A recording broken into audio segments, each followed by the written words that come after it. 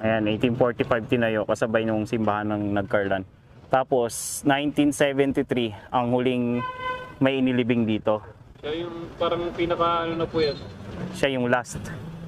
Tapos, 1978, ginawa tong National Historical Site, di ba? Galing.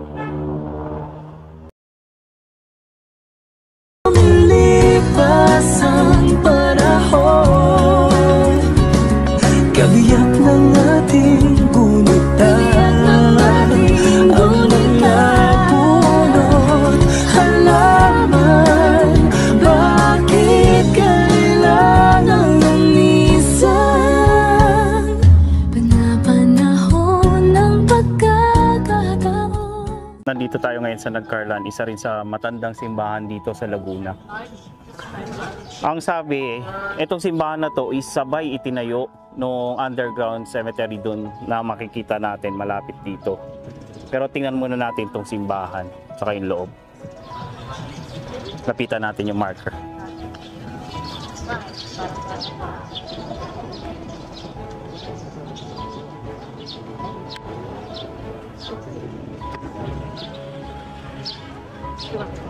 Alright, nakalagay dito,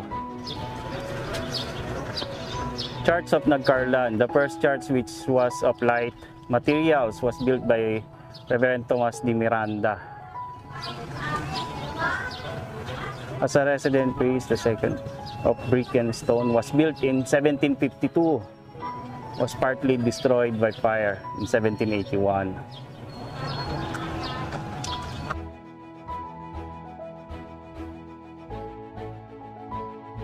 Kasabay siya nung underground cemetery na makikita natin mamaya. Alright, may napansin lang ako rito sa mga steps dito sa baba. Meron siyang mga pangalan, German Bernard Silo. Ayan o. Meron siyang mga pangalan dito sa steps dito sa baba. Para siya mga inilibing siguro dito. Ganda ng niya, Spanish architectural design niya.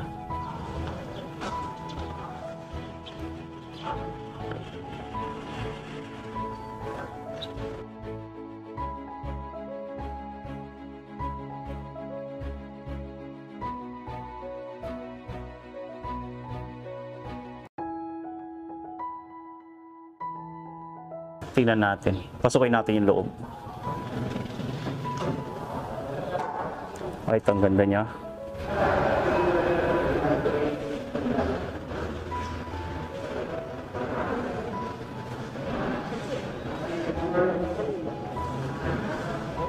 ...271 years old na simbahan. Ganda. Made of adobe pa siya. Spanish colonial design.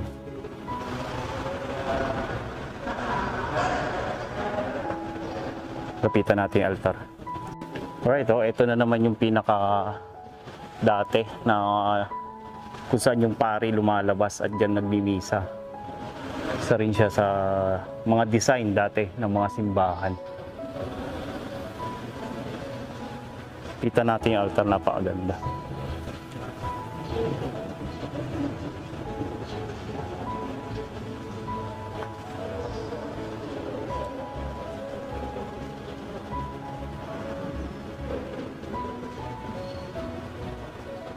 Uso-uso ngayon to dahil magbibisita iglesia sa mahal na araw. Yan, pwede kayong pumunta rito sa Laguna.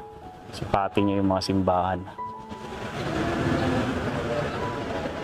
Labas tayo dito sa gilid ng simbahan.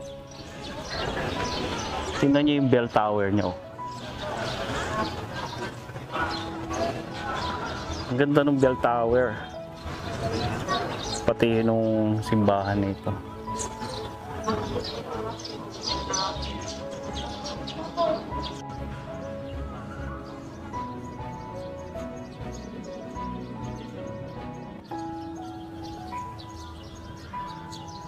Alright, magti 300 years old na tong simbahan. Ang sabi nila, kasabay ng simbahang itinayo, yung underground cemetery na makikita naman natin maya-maya lang. Ikutan natin siya. Pero tingnan muna natin kung may mga ancestral houses din dito sa paligid ng simbahan.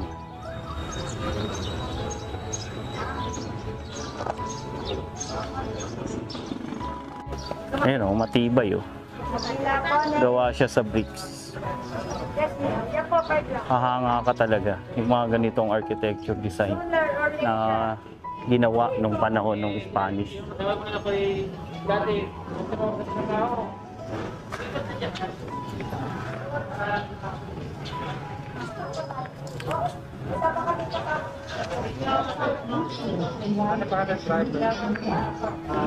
Well, eto ang simbahan ng Nagcarlan.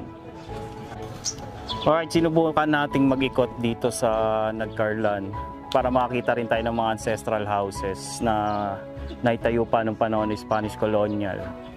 Unfortunately, wala na tayong napansin or nakita. Meron man, pero medyo limit, hindi siya pwedeng kuhaan. Tsaka bukod dun sa kanilang city hall, yung pinagmamalaki rin nila dito yung underground cemetery na makikita natin. Yun lang, magkasabay na silang itinayo.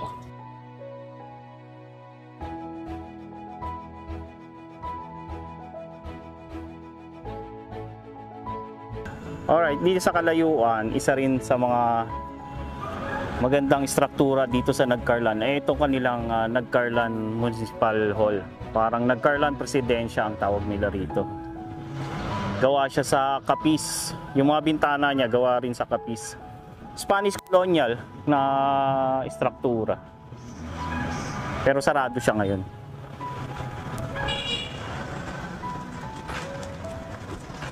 Araw ng linggo kaya sarado, pero zoom in natin. Ayan oh. Gawa sa kapis. Hindi lang natin mapasok yung loob. Pero maganda siya. Yung mga bintana niya.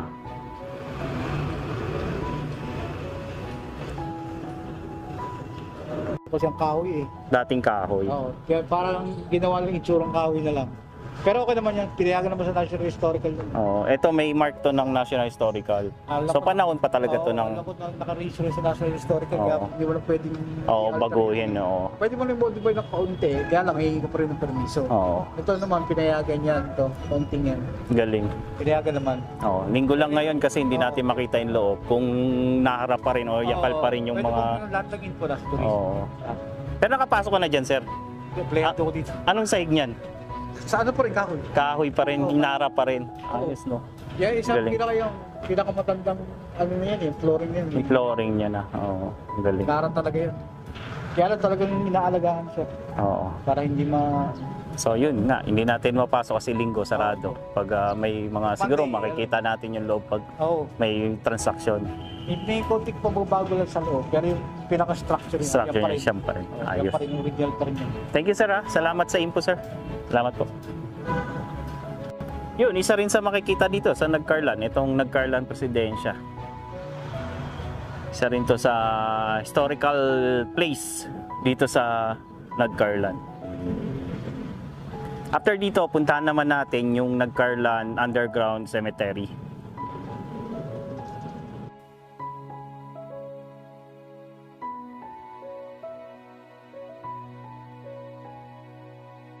Alright, isa rin sa binibisita rito ay itong sementeryo sa ilalim ng lupa ng Nagcarlan.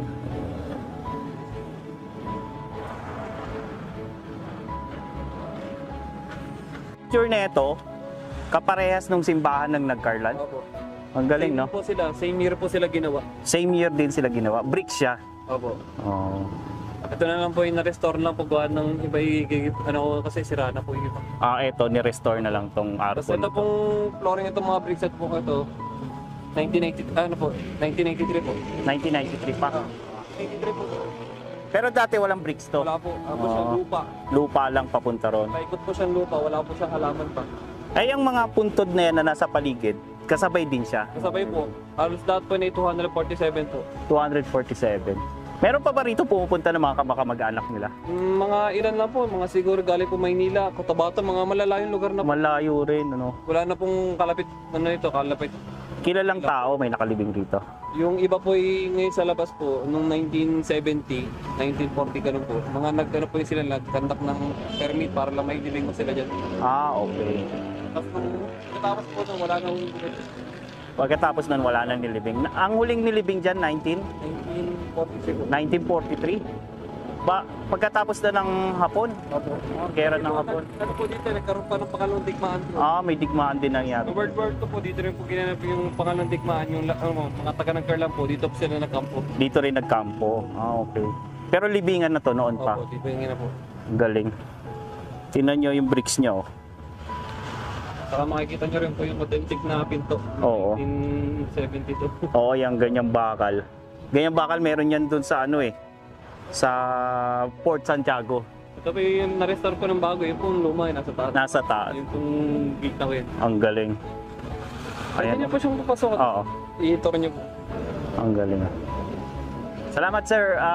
Anong pangalan niyo sir? Jeremy po. Jeremy, sir Jeremy. Pasok tayo, pinayagan tayo. Pero bawal mag-video sa loob. Tingnan natin yung gilid. Ayun, oh. Grabe, nakaka-amaze siya, oh. Ang lawak, ang ganda. Wait, picture lang. Kaya lapitan natin tong chapel na to. Isa to sa mga tourist attraction din dito sa Nagcarlan.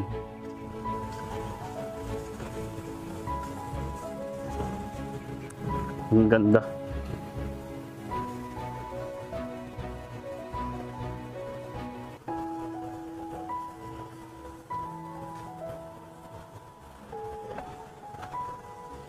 Grabe, oh. Simbahan. Paikot dito. –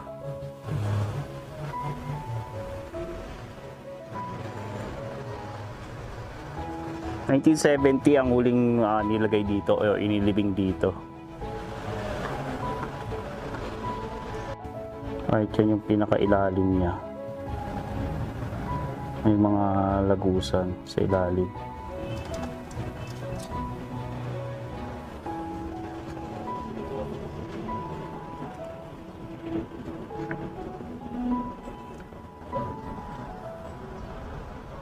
Tingnan nyo yung mga year, oh, 1949, 1947. Ito, December 14, 1050. Andres Bulan. 1898, 1989, 1944, 1955. 1937. Right, ang ganda. Grabe, nakakamangha. Yung architectural structure niya. Ayan, oh, tingnan nyo. Ang ganda niya. Bukod din dito. Ito yung pinaka-chapel. Pinaka-chapel niya yan. Sa loob ng chapel. Isipin mo, 19 something, 1939, 1946, lahat ng mga nakalibing dito, 1818. So 1970, nung huling may inilibing rito. So na ngayon, naging tourist spot na lang siya. Dito sa Nagcarlan. Ayan, oh. Alright, yun lang. Hindi tayo pinayagan mag-video sa baba. Pero napuntaan ko yung baba. Napakalamig. Yung pinakailalim nito. Meron siyang chapel. Ang itsura niya, puntod lang din na ganito. Pero parang pakuweba. 1949, 1943 yung mga nakita kong na doon nilibing. Ayan. So, isa rin to sa makikita nyo rito sa Nagcarlan. Alright, dito na tapos yung ating Nagcarlan. Ang lamig sa baba. Kaya pa nagmamoist po kasi yung pader. Kakatakot. Pero pag namamoist po ang pader doon, lagi yung malamig, sobrang lamig. Oo, ang lamig. Wala bang nagmumulto ron? Wala po. Ah. Depende ho kung meron kayong tartay. Ah, Depende kung may tartay ho kayo. ano yun? Ayan, 1845 tinayo kasabay nung simbahan ng Nagcarlan. Tapos, 1973 ang huling may inilibing dito. Kaya yung parang pinaka ano na po yan. Siya yung last. Tapos 1978, ginawa tong ano, National Historical Site, di ba? Galing. Kaya pinapasal na po itong lugar na to. Ang ganda. Ang ganda niya. Buti open sa public, no? Dahil lang restore na po yan. Siguro yung mga 4 na beses na po. 4 na beses nang ni-restore. 1983, 2001. So yung taas niya na yan, hindi na yan yung original. Opo. Ano po sa restore na po kasi gawa po yung mga flags na naglalaglagan na po. Ah, pag nilindol din, masisira, no? Nanulumin lang po, di na po siya nagagalaw. Mm, Talaga pong sa katagalan po na tatanggal na po yung pinaka ano niya. oo. Kasi yung mga flags po nito, gawa lang po yan sa ano eh, adobe saka po sa apog. Apog. Ah, limestone. Kaya po, Ano pinandikit dyan? yun po, pinaka limestone na. Limestone lang. Kala ko itlog na puti eh. Yun nga po sabi nila eh. Pero wala po katotohanan daw po yun nung panahon daw po ng mga Kastila. Ang inalagay na po dito. Hindi Oo. naman daw po totoo yun. Oo nga. Right, hanggang dito na lang muna yung ating vlog dito sa Nagcarlan. Alright, dito sa White House, dito sa Liliw, Laguna, dito sa Gatayaw Street, makikita mo yung White House. Na special tong White House na to kasi ito yung Art Deco style niya. Ginawa na siyang restaurant. Lumilipas ang panahon, kabiyak ng ating